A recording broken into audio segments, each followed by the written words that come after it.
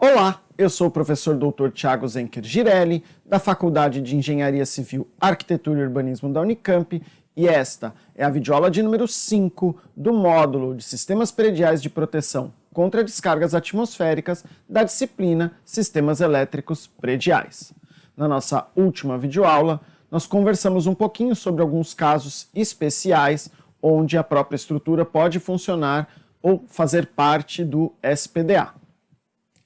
Já na videoaula de hoje, nós vamos entrar na segunda parte daquelas 4 partes da norma de SPDA, que é a 5419, que trata do gerenciamento de risco. E essa parte do conteúdo nós vamos dividir aí em alguns vídeos daqui para frente. Muito bem, então, como é que a norma trata essa questão do gerenciamento de risco? Ela trata da seguinte forma, vamos ver se eu consigo deixar claro para vocês. Ela divide, então, a fonte do dano em diferentes situações, de S1 a S4. Então eu posso ter, com alguma probabilidade, o raio caindo sobre a própria edificação, com alguma probabilidade também o raio pode cair próximo à edificação. Também existe uma probabilidade do raio cair em alguma linha ou tubulação metálica que adentra a edificação, então essa seria a situação 3, né? 1, 2 e 3. E existe a probabilidade do raio cair próximo de uma linha que adentra a minha edificação. Então, o raio pode cair na edificação, próximo a ela, em uma linha ou tubulação que adentra a edificação, ou próximo a ela, e ainda assim produzir um risco dentro das dimensões que a norma considera. Muito bem. Dado que o raio caiu, então eu tenho uma probabilidade dele cair em alguma dessas situações. Dado que ele caiu, existe uma probabilidade de que aquela queda produza um dano. Pode ser que não produza dano nenhum, mas existe uma probabilidade de que ela produza um dano. E quais seriam esses danos? Bom, danos aos seres vivos por choque elétrico. Então, dado que caiu um raio em alguma dessas situações, isso provocou um choque em algum ser vivo, e esse choque pode, obviamente, levar à morte. Existe a probabilidade também dessa queda produzir danos físicos à minha instalação. Então, os danos físicos podem ser, por exemplo, decorrentes de um incêndio. O raio cai na edificação e o elemento pega fogo, e esse fogo se espalha e isso acaba produzindo um dano, tanto às pessoas, quanto, por exemplo, a patrimônio cultural, algum elemento ali, algum equipamento importante, enfim. Então, a gente tem aí os danos físicos, então não tem a ver com choque, mas com algo que decorreu da queda do raio. Vejam, não precisa ser incêndio. Pode ser, por exemplo, uma explosão, se eu tiver algum risco de explosão, algum elemento ali que tem risco de explosão, que é até pior que o incêndio, mas pode ser também, por exemplo, a destruição mecânica de algum elemento da edificação. Então, por exemplo, um raio pode cair na fachada da edificação, desplaca um pedaço da fachada, e esse pedaço da fachada cai sobre uma pessoa, por exemplo, que está lá saindo do prédio. Então, isso é um dano físico também, e os raios têm essa capacidade de produzir danos mecânicos, ou seja, quebrar parte da estrutura, romper parte da estrutura. Isso pode acontecer, por exemplo, com uma árvore. Quantas vezes vocês já devem ter ouvido falar de raios que caíram em árvores e a árvore, além de pegar fogo, ela quebrou, né? Então, tem esse tipo que é o dano tipo 2, né? Então, dano 1 choque, dano 2 físico, independente de qual seja. E o terceiro tipo possível de dano são danos que levem à falha de sistemas elétricos, por causa do impulso eletromagnético. Quando o raio cai, ele produz um grande impulso eletromagnético, a sigla em inglês é LAMP, né? E esse impulso eletromagnético pode causar falhas em sistemas elétricos, então esse é o terceiro tipo de dano que eu posso ter decorrente da queda de um raio em alguma dessas situações. Agora, dado que o raio caiu em alguma dessas situações, dado que em decorrência da queda do raio, eu produzi um dano, esse dano pode ou não produzir uma perda, ou um loss, porque o termo L vem do inglês aqui.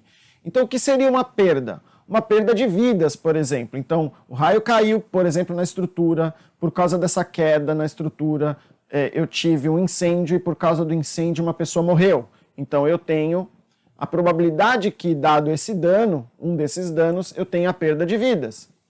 Eu também posso ter a perda de serviços essenciais. O que é serviço essencial? Energia elétrica, dados, né, como serviço de internet, abastecimento de água, enfim, serviços que sejam essenciais para a sociedade. E aí eu tenho a perda de serviços essenciais, então é o tipo 2 de perda. Eu posso ter a perda de patrimônio cultural, eu posso ter um raio caindo sobre uma estrutura, por exemplo, de um museu, e a queda do raio provoca um incêndio, e o incêndio destrói peças de arte, por exemplo, patrimônio cultural inestimável, ou que até tem alguma estimativa de preço, mas é bastante valorado aí, tem um grande valor para a sociedade. Então esse é um terceiro tipo de perda. E o quarto tipo de perda é a perda de patrimônio econômico, que está aqui no L4. Então a perda de patrimônio econômico, a norma traz toda uma parte, que é a parte 4 da norma, para tratar desse assunto. Nós não vamos focar nesse tipo de perda aqui na disciplina, nós vamos ficar nas 3 primeiras apenas, porque esse tem um cálculo que é mais complicado, precisaria de mais dados, porque aqui vai levar em conta o valor econômico da perda versus o custo da proteção e a probabilidade de que essa perda realmente aconteça. Então, isso é mais para empreendimentos comerciais, industriais, enfim, que tem um estoque de produtos, que tem alto valor agregado, e eles vão também partir aí para essa análise econômica, se vale a pena ou não eu proteger ou aumentar o nível de proteção da minha edificação para evitar perdas econômicas. Então isso está aqui no L4 e a gente não vai falar muito disso. Bom, então eu tenho uma probabilidade do raio cair, dado que o raio cair, ele pode ou não produzir um dano, dado que ele produzir um dano, esse dano pode ou não gerar uma perda. Então é um produto de probabilidades que vai nos dar o risco, de fato, de cada uma dessas perdas acontecerem. E a cada uma dessas dimensões do risco, a norma traz um R diferente. Então, os riscos associados à perda de vidas são chamados aqui de R1. Os riscos associados à perda de serviços essenciais, R2. Riscos associados à perda de patrimônio cultural, R3. Riscos associados a perdas econômicas, R4. Então essa é a ideia do gerenciamento de risco, basicamente um produto de probabilidades que vai nos dar, em cada uma dessas dimensões, um valor do risco, ou seja, uma probabilidade de que isso chegue a acontecer. Muito bem. Então aqui, detalhados um pouco melhor, essas situações do raio cair na estrutura, próximo, numa linha ou próximo, os tipos de danos possíveis para cada situação. Então vejam, por exemplo, se o raio cair na estrutura, os 3 tipos de danos são possíveis. O choque, um incêndio, por exemplo, um dano físico, ou então a falha de equipamentos internos. E dado que eu tenho um dano, por exemplo, um choque, esse choque pode levar à perda de uma vida, ou também pode me levar a perdas econômicas. Por exemplo, eu matar eletrocutado um animal ou todo um rebanho de animal que eu tenho num curral. Por exemplo, é um risco econômico. Ok, é uma vida, mas ela vai ser avaliada no eixo econômico, tá certo? Para aquela empresa que tem ali, por exemplo, aquela criação, um galinheiro, por exemplo, etc. Bom, a mesma coisa aqui para o dano físico. Ele pode envolver, então, a perda de uma vida. O dano físico pode envolver, por exemplo, pelo incêndio ou até por uma queda de um elemento em cima de um equipamento, a perda de um serviço essencial. Pode também, por exemplo, por um incêndio, levar à perda de patrimônio cultural e pode levar, sim, a prejuízos econômicos, seja por um desplacamento de parte da minha estrutura, um incêndio, uma explosão, o que quer que aconteça, que eu estou considerando que é um dano físico. E aqui o terceiro tipo de dano, que é o dano relacionado à falha de sistemas, ele pode levar à perda de uma vida somente onde tenha uma situação onde as pessoas dependam de um equipamento para sobreviver, que é o caso típico de uma UTI. Você tem ali uma falha interna por causa do impulso eletromagnético e, por exemplo, eu tenho um equipamento que mantém a pessoa viva, um respirador, um outro equipamento qualquer, falhando e, por consequência disso, a pessoa pode vir a morrer. Então, a falha aqui vai estar sempre associada a essa questão da perda de vida, então vai estar muito ligada a hospitais e outras condições parecidas com essa.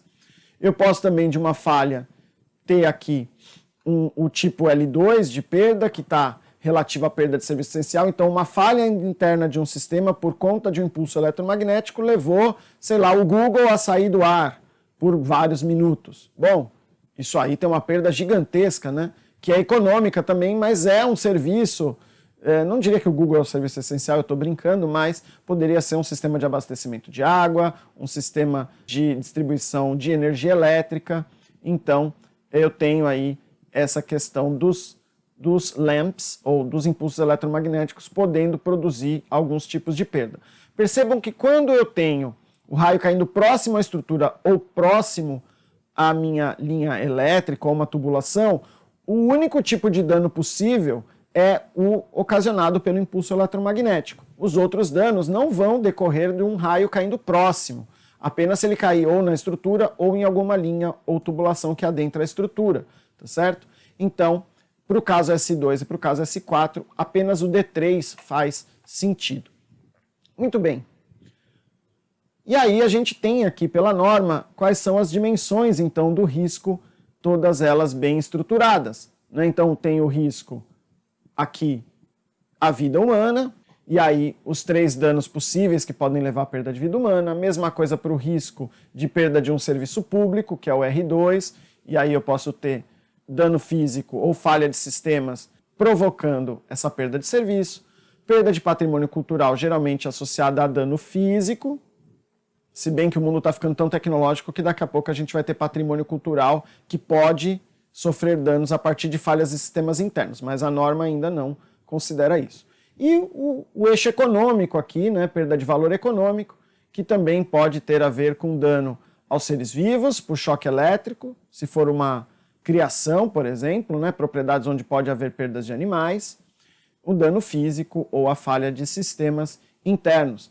Aqui, por exemplo, falha de sistemas internos, a gente pode pensar, por exemplo, numa granja que tem um ambiente ali que é ventilado, que tem uma temperatura controlada, para que os pintinhos ali cresçam, os frangos cresçam. Eu posso ter uma falha de um sistema interno por causa de impulso eletromagnético que queime ou tire do ar, por exemplo, o meu sistema de refrigeração, né, de controle de temperatura, e todos, dependendo da temperatura, toda a minha produção ali daquela granja pode morrer ali por conta disso. Então vejam que é um risco econômico, né? Então eu posso ter isso associado à falha de sistemas internos. Muito bem. E aí como é que a gente analisa esse risco? Quais são os parâmetros para a gente avaliar se a gente precisa ou não precisa se preocupar com o SPDA? Bom, a gente tem aqui para cada um desses eixos de R1 a R3 um risco tolerável máximo. Então eu posso calcular o risco R1, R2 e R3 para minha edificação e verificar se ele é maior ou menor que o risco tolerável. Bom, se ele for maior que o risco tolerável, eu vou precisar transformar esse risco em algo menor que o tolerável. Então eu vou começar a inserir elementos de SPDA na minha edificação. Se ele naturalmente já for menor do que o risco tolerável, eu posso não ter qualquer elemento de SPDA na minha edificação. Tá? O risco 4 é um cálculo um pouquinho mais complexo, que, como eu disse, a gente não vai abordar aqui na disciplina. Bom, quais são esses riscos toleráveis? Então, qual é o risco tolerável para perda de vida humana ou ferimentos permanentes em pessoas? Esse risco, pela norma, isso é mundialmente aceito, é de 10 a menos 5 por ano. Então, pensa que você tem um risco de 10 a menos 5 por ano, ou seja, 0,00001 de chance de ter a perda de uma vida humana naquele empreendimento devido à queda de um raio, independente de qual for o tipo de dano. Bom, se é esse o caso, né, o R1 então está abaixo de 10 a menos 5, eu vou considerar que não compensa eu adotar nenhuma solução de SPDA porque o risco é muito baixo e aceitável. Já o risco de perda de serviço público ele é um pouco mais tolerável, 10 a menos 3. Então, ok, eu posso ter um sistema de abastecimento parando de funcionar por um tempo, ou um sistema de distribuição de energia sofrendo um blackout momentâneo ali, depois tendo que ser reestabelecido, mas desde que a probabilidade seja menor do que 10 a menos 3, 0,001, considera-se que esse é um risco aceitável. De novo, eu calculei meu risco no eixo 2, o R2. Deu menor que 10 a menos 3, não preciso fazer nada, minha estrutura ela tem um risco baixo, tolerável, de sofrer esse dano, logo não preciso instalar nenhum equipamento especial de SPDA. Não, deu maior que 10 a menos 3, então eu insiro elementos de SPDA até que o risco caia abaixo de 10-3. E a mesma coisa para a perda de patrimônio cultural, e aí a gente costuma usar 10-4 aí como referência para a necessidade ou não de inserção de elementos de SPDA na minha edificação. Veja que o L4 ele tem uma outra rotina de cálculo, né, que está no anexo D da norma, mas se eu não tiver dados disponíveis, eu posso adotar o 10-3 também aqui como risco máximo tolerável nesse eixo, que é o eixo econômico. Bom, aí você vai falar, mas eu posso ou não posso instalar alguma coisa mesmo que o meu risco esteja baixo? Veja, eu vou te dar um exemplo. Vocês acham mesmo que o Louvre, por exemplo, lá em Paris, ele se desse menor que 10-4, ele iria se conformar e não ter mais elementos de SPDA só porque o risco é menor que 10-4? Eu não sei, eu acho provável que eles iriam mais para o 10-5, 10-6, porque realmente o valor das obras lá dentro são inestimáveis. Então, esse é o mínimo, né? Mas o empreendedor, ele pode optar por ter restrições maiores do que essas toleráveis aqui e ainda assim desejar ter um sistema de SPDA ou elementos de SPDA. Não tem problema, só não é obrigado a ter por conta do risco estar abaixo do risco considerado tolerável. Tudo bem, pessoal? Muito bem. Além disso, a norma ela vai separar a nossa edificação em zonas de proteção contra a descarga atmosféricas, as ZPRs aí. A maior parte das edificações vão ter apenas duas zonas. A ZPR 0, que é a área externa à edificação, e a ZPR 1, que é a área interna à estrutura da edificação. A ZPR 0 ela é dividida em duas áreas. Então, a ZPR 0A, onde pode acontecer a descarga atmosférica direta, com corrente total, ou seja, o raio pode cair diretamente nela, porque ela está fora da estrutura, e não protegida pela presença da estrutura.